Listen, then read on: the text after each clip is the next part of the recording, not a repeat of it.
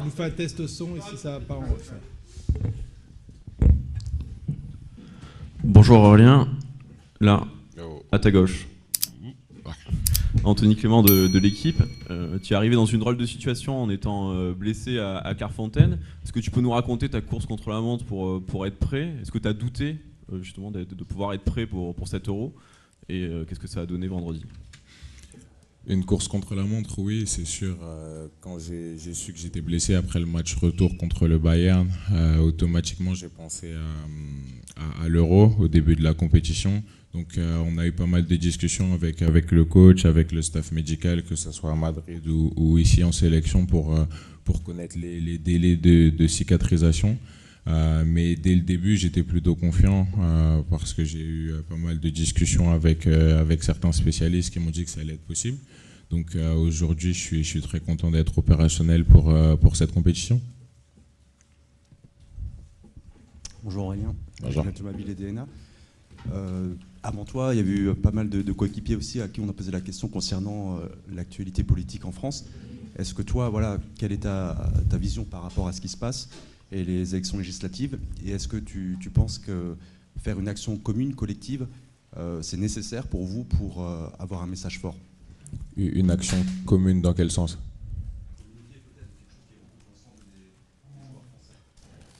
Non, je pense que dans le groupe, tout le monde a le droit d'avoir son opinion. On a eu des messages forts via Kylian, mais aussi Marcus, qui ont donné leur point de vue. C'est un point de vue que je partage. Dans la vie de tous les jours, j'ai horreur des extrêmes. Je suis plus pour une politique d'unité. Je pense que c'est ce qui représente le mieux la France. Donc, comme ça a été dit auparavant, je ne vais rien rajouter de nouveau. J'incite tout le monde à aller voter et à prendre conscience que chaque vote aura une importance primordiale. Oui, bonjour Aurélien, Adrien Chantebrulé du Parisien. Tu as évolué devant la défense avec cette nouvelle charnière qui était composée de Saliba et Upamecano. Qu'est-ce qu'elle apporte pour toi en tant que milieu défensif? Est-ce qu'elle t'apporte de la sécurité? Et quel regard toi tu as porté sur cette complémentarité entre les deux, défensive, entre ces deux défenseurs? Merci.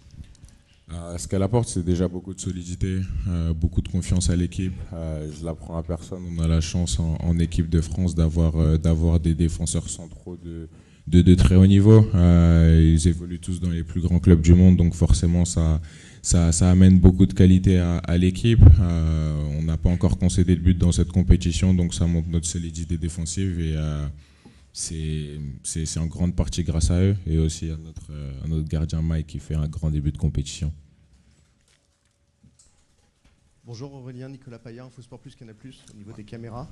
Comment ça s'est passé avec N'Golo Kanté face aux Pays-Bas? Comment on trouve ses repères avec un tel phénomène? Est-ce qu'il vous a bluffé aussi dans votre attente avec lui? Merci. Bluffé non, parce que je regarde pas mal le football, donc je sais ce que NG est capable de faire.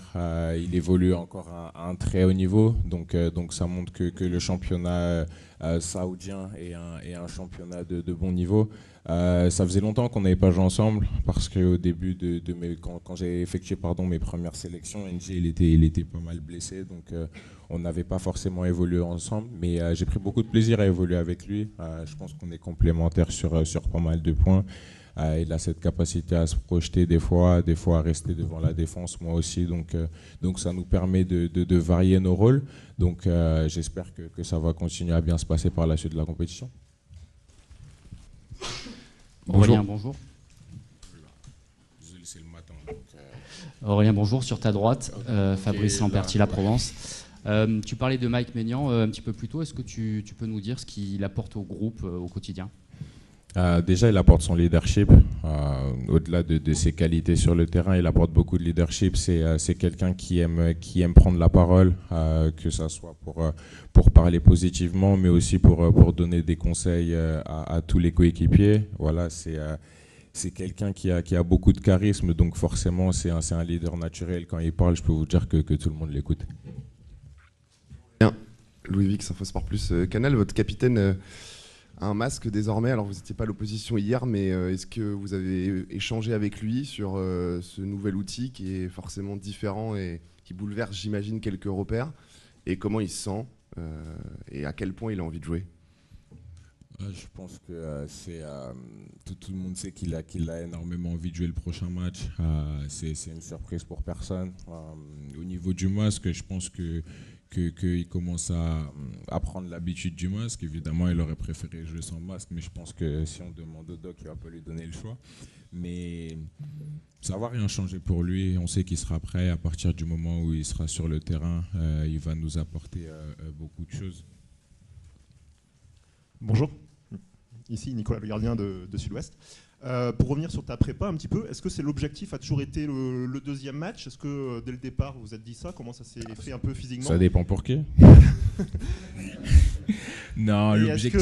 Est-ce que le retour de N'Golo t'a mis un petit coup de pression quand même, ou est-ce que c'était clair que vous alliez jouer ensemble et pas l'un ou l'autre dès le départ?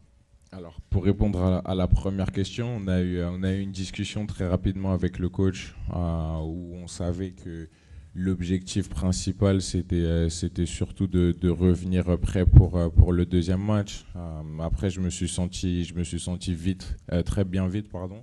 Donc, j'ai essayé de tout faire. Je ne sais pas si vous avez vu lors des entraînements, j'ai essayé de tout faire pour revenir un petit peu plus tôt. Malheureusement, heureusement, je sais pas, ça n'a pas été le cas.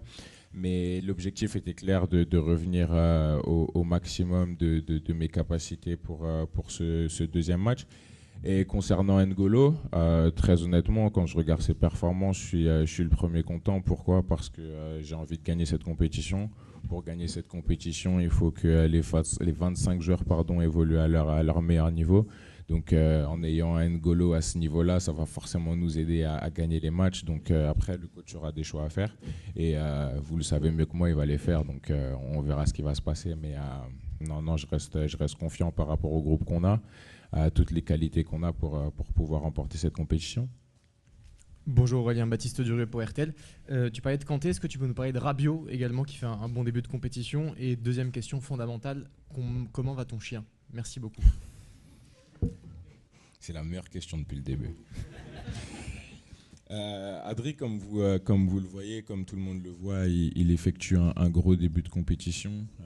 Il a été freiné par un petit pépin qui ne lui a pas permis de faire les matchs de préparation. Mais depuis le début, il a beaucoup de coffres, il apporte son abattage, son volume, sa qualité technique. Donc encore une fois, on est content de l'avoir à ce niveau-là parce que ça va nous aider à gagner plus facilement les matchs.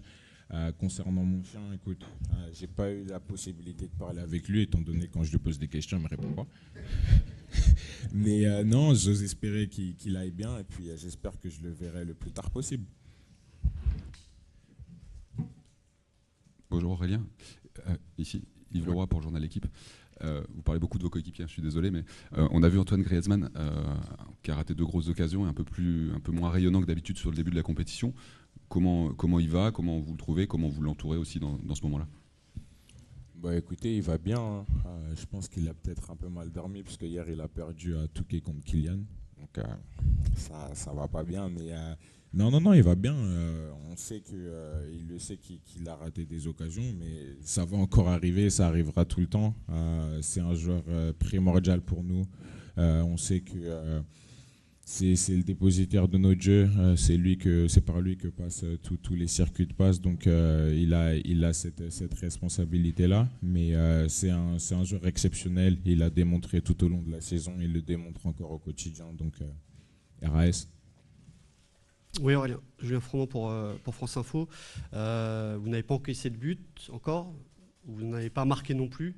C'est la première fois je crois qu'une équipe est à 4 points dans l'Euro avec aucun but marqué. Dans quelle mesure ça ne vous fait pas douter le fait que certes vous procurez beaucoup d'occasions, mais vous ne les mettez pas? Est-ce que vous n'avez pas peur de l'accident tout simplement?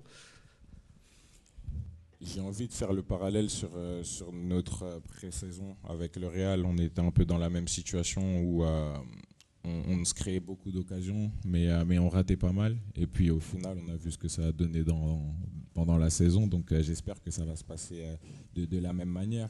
Il faut souligner notre solidité défensive parce que je pense que c'est primordial dans la lutte pour un titre. Après, évidemment, il va falloir qu'on marque des buts pour gagner les matchs. Ça va être un petit peu plus facile.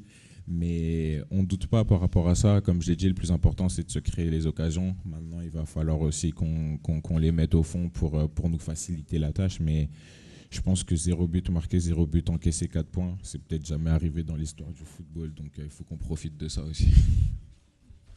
Bonjour Aurélien, Sébastien Tarago, la chaîne L'Équipe.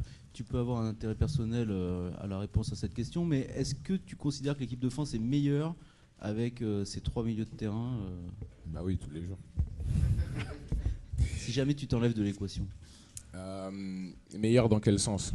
Parce que c'est une bonne question. Tactiquement, que c'est comme ça qu'elle doit s'exprimer, qu'elle doit jouer cet Euro? bon, je suis joueur, je suis pas coach, donc ça c'est une question qu'il faudra poser aux sélectionneurs, mais tous les systèmes ont des avantages, des inconvénients. Forcément, le système dans lequel on a joué contre les Pays-Bas nous permet d'avoir peut-être plus de milieux de terrain.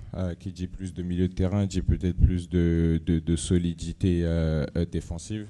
Après, c'est un juste milieu à trouver aussi en phase d'attaque, parce que ça voudra dire que c'est au milieu de se projeter un petit peu plus, étant donné qu'il y aura moins d'attaquants.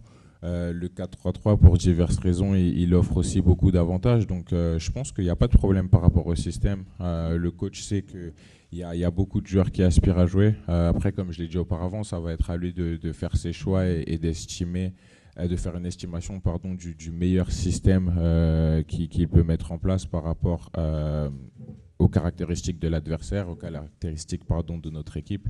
Donc je ne me fais pas de soucis pour ça, je suis sûr qu'il fera les meilleurs choix. Bonjour Aurélien, ici. Titouan Laurent pour sportbusiness.club.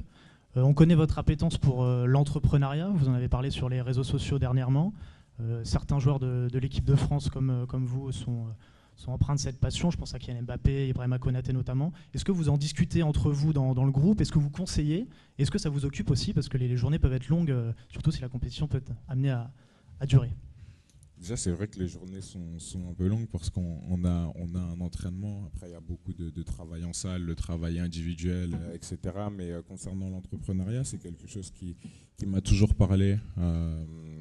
Comme je l'ai dit, j'essaie d'être plus qu'un simple sportif qui joue au foot et qui fait rien d'autre de sa vie. Je pense qu'aujourd'hui, c'est important de montrer à cette génération qui a la possibilité de faire plein de choses, de casser les codes, même si ça peut déplaire à certains. Des discussions par rapport à ça, c'est vrai qu'on peut en avoir, pas tous les jours, parce qu'on a des fois mieux à faire, mais ouais, c'est quelque chose qui intéresse la plupart des joueurs, donc c'est un domaine qui est important pour nous. Bonjour Aurélien, Martin Gabriel Bonjour. pour M6. Pour revenir sur l'inefficacité offensive, est-ce que vous pensez qu'il manque un déclic devant? Est-ce que vous pensez est-ce que vous restez optimiste sur vos coéquipiers devant sur l'attaque? Est-ce que vous pensez qu'une fois que ça va rentrer, derrière ça va dérouler? Comme le ketchup. Comme le ketchup. C'est ça. Bah écoute, je peux pas te dire qu'on est pessimiste, c'est impossible. Le plus important, c'est de rester optimiste du début jusqu'à la fin. Comme je l'ai dit, à partir du moment où on se crée les occasions, c'est ça qui nous rend optimistes. Si on se crée pas d'occasion, je te dirais que ouais, il y a peut-être un petit problème, mais on sait qu'on a des attaquants de classe mondiale, donc au bout d'un moment, ils vont marquer des buts et pas forcément que les attaquants, c'est à nous aussi, que ce soit les milieux de terrain ou même les défenseurs, c'est un travail collectif. Mais d'être plus clinique devant le but, c'est sûr que c'est un axe de progression qu'on a. Bonjour Aurélien, ici Rémi Farge, geste républicain. Avant la dernière journée de poule, il vaut mieux être dans la position de l'équipe de France qui affronte une nation éliminée ou dans la position des Pays-Bas qui affronte l'Autriche qui peut encore se qualifier? T'as été visionnaire, enfin. Je savais qu'il allait poser la question. Clac. Bon, aujourd'hui, qui est premier du groupe? C'est les Pays-Bas, c'est ça? Par rapport aux meilleures attaques. C'est une bonne question. Hein. C'est une bonne question. J'ai envie de dire qu'à partir du moment où on gagne notre match et qu'on gagne avec beaucoup de buts, on aura la possibilité d'être premier du classement. Mais bon, pour répondre à la question, si j'ai la possibilité d'être les Pays-Bas ou l'équipe de France, je préfère être l'équipe de France tous les jours, tout simplement. Bonjour Aurélien, ici sur votre droite. Une question sur Ousmane Dembélé, qui manque peut-être un peu de rendement dans ce début de compétition avec l'équipe de France. Comment vous le voyez? Qu'est-ce que vous pensez de ses performances et est-ce que ça l'affecte au quotidien, peut-être de manquer de finition dans les rencontres? Non, Ousmane, il n'y a rien qui l'affecte. Tout va bien pour lui. C'est un joueur exceptionnel, comme je l'ai déjà dit auparavant, très important dans notre système parce que c'est lui qui initie pas mal de nos occasions. Après, on sait que ce genre de joueur-là, il y a des choses qui va réussir, il y a beaucoup de choses qui va réussir, mais il y a des choses aussi qui va peut-être rater, et c'est normal, c'est le jeu, mais on est très content de ce qu'il produit, que ce soit le coach, que ce soit les joueurs. C'est très important d'avoir un joueur comme ça dans notre équipe, donc qui continue. Bonjour Aurélien. Emmanuel Baranguet pour l'AFP. Tu nous avais déjà parlé de la cellule que tu as constituée autour de toi avec un préparateur physique, un préparateur mental, etc. Est-ce que tu veux bien raconter, s'il te plaît, dans quelle mesure elle t'a aidé à récupérer si vite depuis que tu t'es blessé ? Ce qui m'a aidé à récupérer rapidement, déjà, je pense que c'est le staff médical. Mais avec le préparateur physique, c'est sûr qu'on a fait un gros travail. Qui m'a permis de pouvoir justement jouer la totalité du match contre les Pays-Bas, parce que très honnêtement, ce n'était pas une chose qui était facile, dans le sens où après 6 semaines, je crois, d'arrêt, d'être capable de jouer avec cette intensité-là, ça montre qu'on a effectué un très bon travail physique. Et puis mentalement, c'était aussi important. Il faut rappeler que j'ai loupé la finale de la Ligue des Champions à cause de cette blessure, donc il y avait beaucoup de frustration. Mais Dieu merci, il y avait aussi cet objectif de l'Euro qui m'a permis de rester en éveil et de tout faire pour revenir le plus rapidement possible. Bonjour Aurélien, Clément Gavard pour SoFoot. Je me permets de revenir vers la politique. Tu disais que dans le groupe, tout le monde sur la politique. Je reviens sur la politique. Tu disais que dans le groupe, tout le monde a le droit d'avoir son opinion. Est-ce que ça veut dire que vous n'êtes pas tous d'accord, que vous en discutez et que justement le truc commun annoncé par Kylian n'aura peut-être pas lieu? Et une question plus foot. Est-ce que vous sentez sur le terrain que vous faites peur à vos adversaires qui vous craignent, même sans Kylian Mbappé sur le terrain? Merci. Alors, pour répondre à la première question, l'histoire du communiqué, c'est quelque chose dont on a parlé ensemble. On n'en a pas reparlé dans le sens où il y a eu le match, mais je suis sûr que c'est un sujet qui va revenir, qui va refaire surface. Il y a 25 joueurs, je n'ai pas parlé avec les 25 joueurs, donc aujourd'hui, j'ai pas l'arrogance de dire que oui, les 25 joueurs, on a la même vision des choses, puisque je ne sais pas. Je pense qu'on a la même, donc d'où l'histoire de ce communiqué-là. Mais s'il y a un communiqué, de toute façon, vous serez les premiers informés. Concernant la deuxième question, si on fait peur aux adversaires, je dirais oui et non, de par la qualité de notre groupe. Forcément, ils savent qu'on peut être une menace pour eux. Après, il faudra leur poser la question. Peut-être, ouais, c'est le cas. Bonjour Aurélien. Denis Ménétrier pour Le Monde. Vous l'avez dit, c'est une situation assez historique. L'équipe de France est presque première de son groupe sans avoir marqué le moindre but en 2 matchs. Forcément, on repense. Un but contre son camp. On repense forcément aux propos d'Antoine Griezmann en début de rassemblement qui disait que ça pouvait être chiant à regarder jouer l'équipe de France parce qu'il y a une base solide en défense. Est-ce que vous trouvez, parce qu'il y a eu des occasions, est-ce que vous trouvez qu'on est trop injuste avec l'équipe de France, avec le jeu de l'équipe de France ? J'ai envie de dire que ça dépend de l'opinion de chacun. Il y a des personnes qui veulent gagner, il y a des personnes qui veulent bien jouer, d'autres qui veulent gagner en bien jouant, d'autres qui veulent juste gagner. Moi, personnellement, le plus important, c'est de gagner. Donc à partir de ça, qu'on joue bien, qu'on joue mal, si à la fin du match, on repart avec les 3 points, c'est le plus important, parce que je pense qu'à la fin de nos carrières, on se rappellera plus du palmarès de chacun plutôt que de la manière de jouer, même si c'est vrai que des fois, ça peut rester dans les têtes. Donc il y a eu pas mal de très bons résultats ces derniers temps en équipe de France avec ce coach-là. Donc ça veut dire qu'il y a eu des résultats avec beaucoup de titres. Pour moi, c'est le plus important. Après, je peux comprendre que pour certains qui veulent regarder du très beau jeu, on n'est peut-être pas l'équipe qui joue le mieux. C'est peut-être un fait, mais on est l'équipe qui se retrouve le plus souvent dans le carré final. Donc pour moi, c'est ce qui m'importe. Bonjour Aurélien, Jules Boiteau pour France 24. Tu l'as dit, tu as joué l'intégralité du match contre les Pays-Bas. Je voulais savoir, tu te sens comment physiquement et comment étaient tes sensations avec le ballon?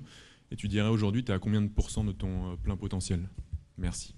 Donner un pourcentage, c'est compliqué. Je ne suis pas très fort pour ça. Physiquement, je me suis bien senti.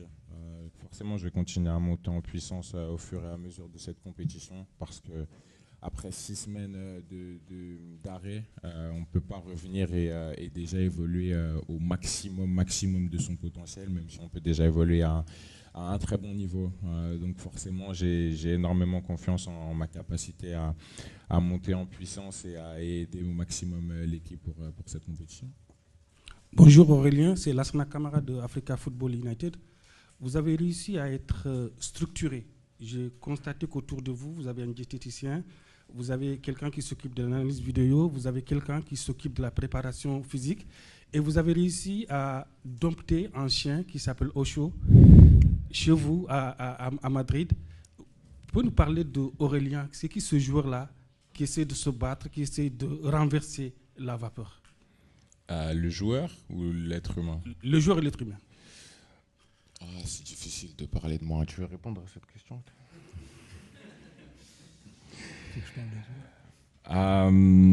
dirais juste que j'ai beaucoup de rêves.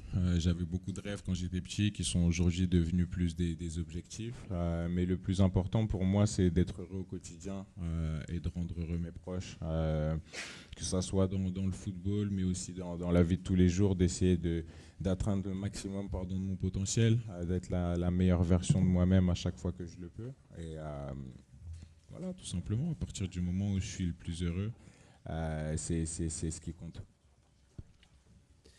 Et on va finir cette conférence de presse avec Aurélien, avec une question de Baptiste Després du Figaro. Il s'appelait Aurélien. Oui, Aurélien, ici.